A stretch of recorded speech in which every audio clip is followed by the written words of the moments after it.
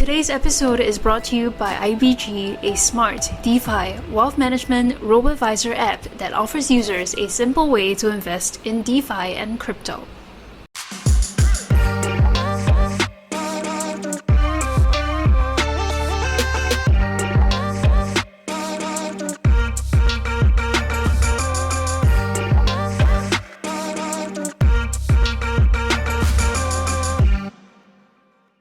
Hello viewers and welcome back to our 5th episode of Crypto News Roundup. I'm Mrs. Lilac and I'm joined with the blockchain expert Dr. Menon to help our viewers stay up to date in the crypto world. Vin, starting off with what can only be described as a blow to the crypto community, what do you think about the Turkey ban on cryptocurrency payments? Yes, it sounds like what happened in India in 2018. The central bank imposed the ban, and after a couple of years, Supreme Court of India came out and lifted the ban. Overall, there is no logic here, but I feel that it looks like it is challenged. The traditional instruments are challenged. However, the Turkish ban, I would like to say that one of the crypto exchanges which suddenly overnight closed off and stopped all the withdrawals, and they were actually siphoned off close to $2 billion. And probably that will be one of the major reasons why the regulator got into banning the cryptocurrency. The public opinion seems to be in line with your assumptions, Vin.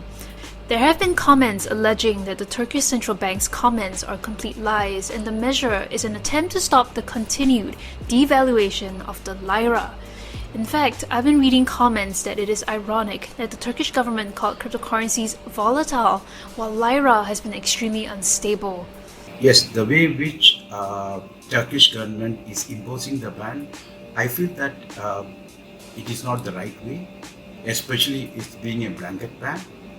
However, we should also admit to the fact that Turk citizens started moving in a lot of money like Venezuelan did in the past from lira to bitcoins and other cryptos. And that is threatening for a government, a centralized government or a centralized regulator. This is quite a challenging situation. So they will take all the preventive measures to protect their local currency, which is expected from any other centralized governments and regulators. However, they could have actually gone through regulated policies instead of doing a blanket ban.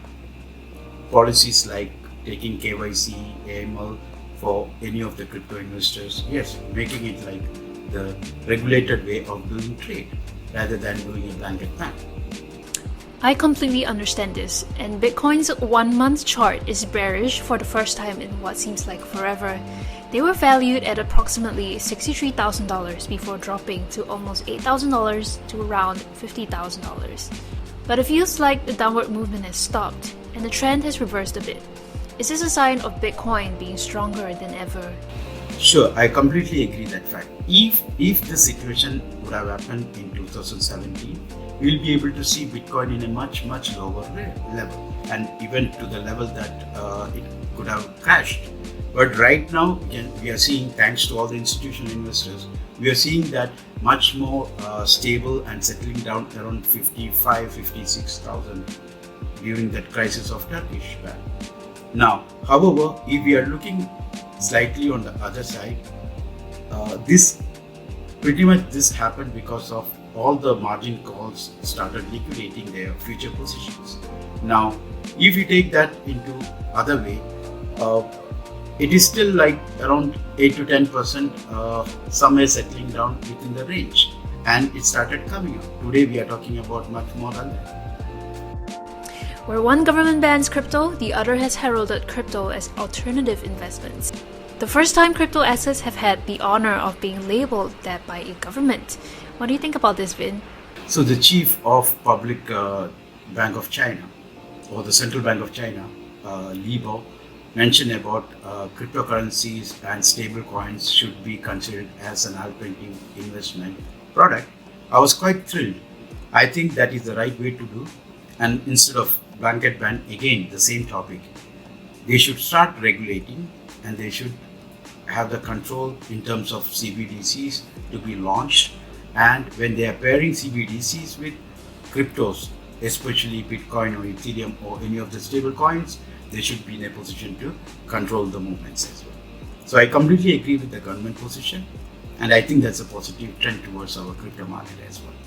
This begs a question to many of our viewers: if governments can ban and manipulate crypto indirectly, are cryptocurrencies truly decentralized? Lilac, I would like to highlight a couple of points here. Cryptocurrencies are fully decentralized, and CBDCs are more of a hybrid, where issuing portion is centralized and distribution is decentralized. So this brings in some sort of a combination where assume a scenario where CBDC is trying to pair with Bitcoin, for example, and if the Bitcoin coming from the source is fully KYC, you pretty much control the whole ecosystem. But yes, truly that became decentralized transaction.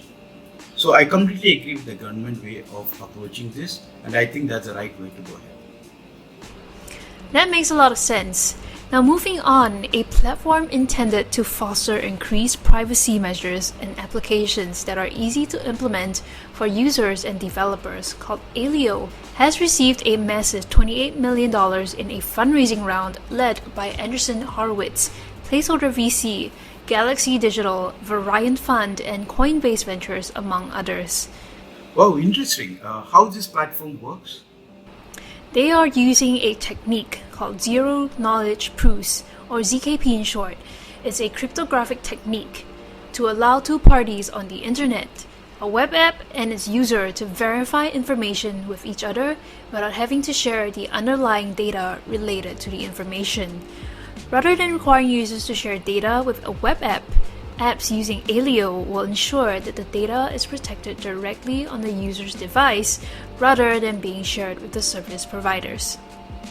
So if I agree to what you are saying, all the passwords and other sensitive informations are saved in device, not into the web services, and definitely that is going to help security threats like what happened in the past, Facebook or Jubilant networks, I believe, right?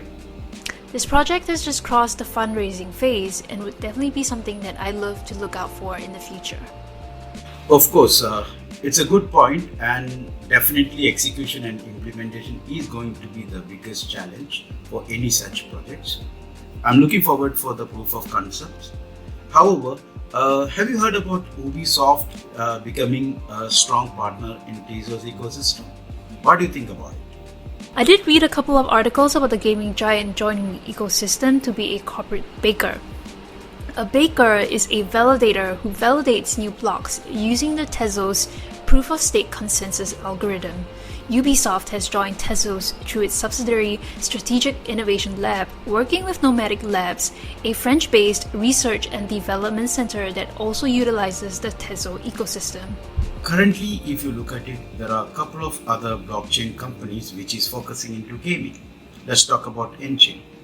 Enchain is leading the way which blockchain on gaming is happening. Now, we are talking about Ubisoft and many other players, and many other prominent players started moving into gaming on blockchain.